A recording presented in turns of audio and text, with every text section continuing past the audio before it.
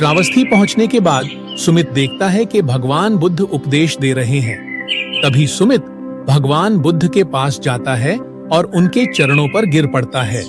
सुमित कहता है, भगवान, आपका तेजस्वी रूप देखकर मैं काफी प्रसन्न हुआ हूँ। इसके बाद भगवान बुद्ध सुमित और सभी उपासक को उपदेश देते हैं कि पशुओं की बलि देने वाले मूर्ख होते हैं। एक ऐसे बाहरी बलि देने वाले कर्मकांड में व्यस्त रहना व्यर्थ है जिसका मन पर कोई प्रभाव नहीं पड़ता।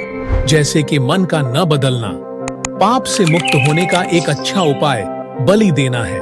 ऐसी मूर्खता भरी ऐसी सोच सुमित की थी। खुद के किए हुए पाप से मुक्ति पाने के लिए किसी जानवर की बलि देते समय उस जानवर पर सुमित को दया नहीं आती थी। बलि देते समय उसका मन जानवर के प्रति प्रेम में नहीं बदला और सुमित बलि देने की गलतियां करता रहा जो उसे नहीं करना चाहिए था। 2 ऐसे बाहरी बलि देने वाले कर्मकांड में व्यस्त रहना व्यर्थ है जिसमें साथ के आदरणीय का आदर नहीं होता। जैसे कि अपमान करना। सुमित अपने बुजुर्गों का हमेशा से इस भ्रम में अपमान करता था कि जानवर की बलियां देने से उसके पाप खत्म हो जाते हैं, जो उसे नहीं करना चाहिए था। 3 ऐसे बाहरी बलि देने वाले कर्मकांड में व्यस्त रहना व्यर्थ है जिससे अपने लोगों के प्रति कर्तव्य पूर्ण व्यवहार का ज्ञान भी नहीं होता। जैसे कि कर्तव्य का ज्ञान ना होना। बूढ़ा मनुष्य पानी ना मिलने पर चक्कर आकर गिर पड़ा था। सुमित उसे उसका हाल भी नहीं पूछता और वैद्य के पास भी नहीं ले जाता। सुमित का कर्तव्य था कि वह उनको वैद्य के पास ले जाए। उसी तरह एक मनुष्य को बाण लग जाता है, लेकिन सुमित उस जख्मी मनुष्य के साथ सिर्फ बहस करता रहा। उस समय सुमित का कर्तव्य था कि उस मनुष्य को वह वैद्य के पास ले जाए। अंत में उन्होंने कुछ गाथाएं सुनाई। उस समय उनके तेज से देदीप्यमान होकर वह सारा स्थान और आसपास का नगर परिसर प्रकाशित हो गया। पाणातिपाता वीरमणि सिक्खापदम समादियामि।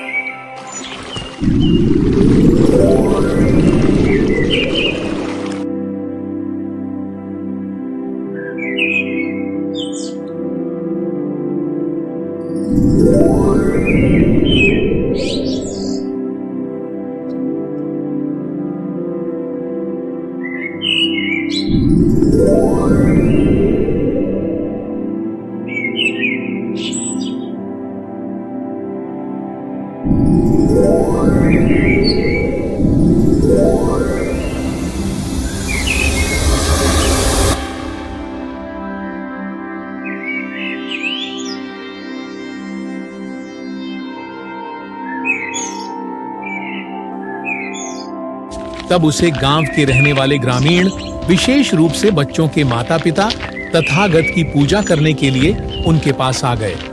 बच्चों के माता-पिता को देखकर और उनके बच्चों के बारे में सुनकर तथागत मुस्कुराए और यह गाथाई कही। श्रेष्ठ व्यक्ति तृष्णा, ईर्ष्या से मुक्त होता है। वह स्वयं ज्ञान संपन्न होता है और प्रकाश युक्त स्थान पर निवास करता है। अगर किसी समय उस पर दुख का आघात हो जाए, दुख प्राप्त हो जाए, जैसे कि दैहिक दुख जो शरीर से उत्पन्न होता है, उसे दैहिक दुख कहते हैं। जैसे कि शरीर में बीमारी से उत्पन्न होने वाले दुख, घरेलू झगड़ों से उत्पन्न होने वाले दुख, लोगों से परेशानी से मिलने वाले दुख, ये सभी दैहिक दुख में आते हैं। दैविक दुख, जो दैविक से दुख मिले उसे दैविक दुख कहते हैं, जैसे कि अधिक गर्मी, अधिक वर्षा, अधिक सर्दी, भूकंप, ओलावृष्टि, बाढ़ आना, सभी कुदरती दुख को दैविक दुख कहते हैं। भौतिक दुख, प्राणियों से अपघात होना, किसी जानवर का हम पे हमला करना, किसी जानवर ने हमारा नुकसान करना, इन सभी को भौतिक दुख कहते हैं। संसार में प्रत्येक व्यक्ति दुख से परेशान है।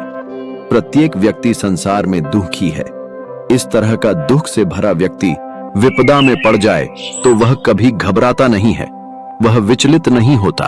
वह व्यक्ति बिना परेशानी के प्रसन्न रहता है और उस समय में भी वह व्यक्ति अपनी बुद्धि का ही परिचय ही देता है। भद्र व्यक्ति यानी सयाना व्यक्ति सांसारिक सुखों से सरोकार नहीं रखता।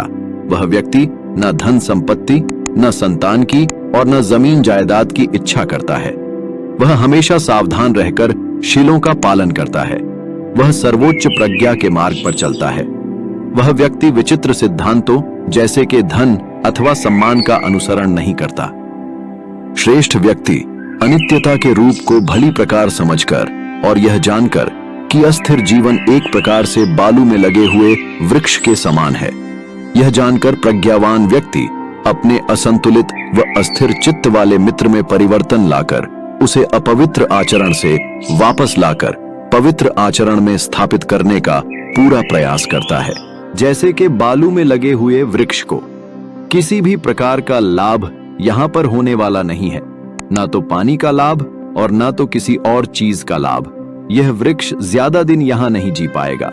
उसी तरह अंधविश्वास में जीने वाला व्यक्ति भी अपने जीवन में दुख के सिवा कुछ नहीं पा सकता।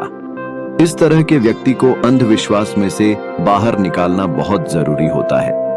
ठीक उसी तरह जिस तरह सुमित का मित्र सुमित को भगवान बुद्ध के पास ले आया और सुमित को अंधविश्वास से बाहर निकालने के लिए सुमित की मदद की।